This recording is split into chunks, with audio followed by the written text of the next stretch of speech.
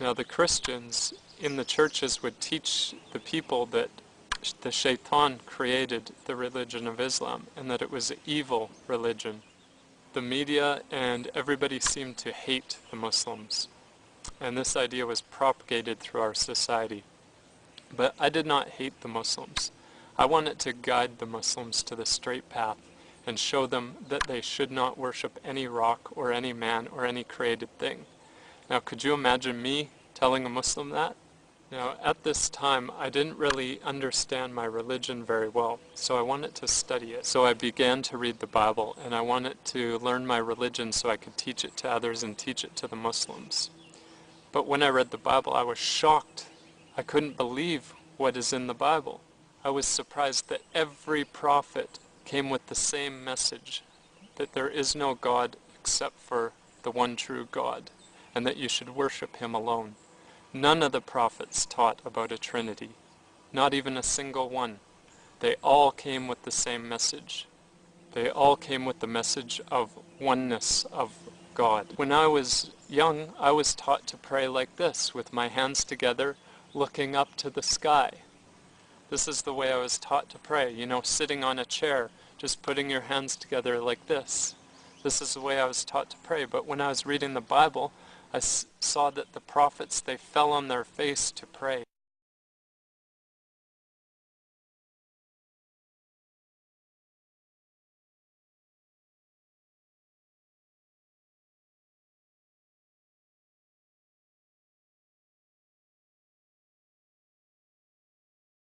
You see, if the Christians were following their Bible, they would be so similar to the Muslims, and they would not hate the Muslims, but instead they turn their backs on their own book. They don't even believe in their own book. Instead they teach something different. So how could I believe in the Trinity when none of the prophets believed in the Trinity, and none of the prophets taught about the Trinity? How could I believe in it?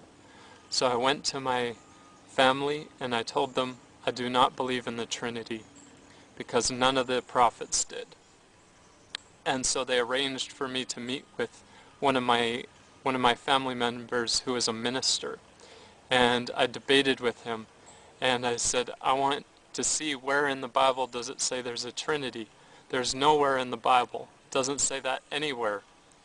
And the proofs he gave were very, very weak. And finally he became so angry with me that I wouldn't just believe it. But I just wanted to have the proof for it. I still wanted to prove the Muslims wrong, though, because I was believing what the media was telling me. I was brainwashed by the media. The media says that the Muslims worship a black rock. They worship the Prophet. They worship the moon. They do all these kinds of evil things. They oppress the weak. They are cruel to them. They are cruel to old people. They are cruel to women. This is what the media is teaching. They are even cruel to each other, their own brothers. This is what the media is teaching, and I was believing it. So I went to the mosque, and I wanted to buy a Quran, a translation of a Quran. And so I went there, and they gave it to me for free. And I had some questions, so I asked him a few questions. But then I went home, and I started studying very, very hard.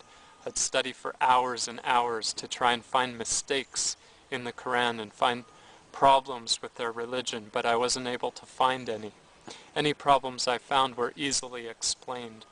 And the first thing that I wanted to know about this prophet of Islam, was he rich or was he poor?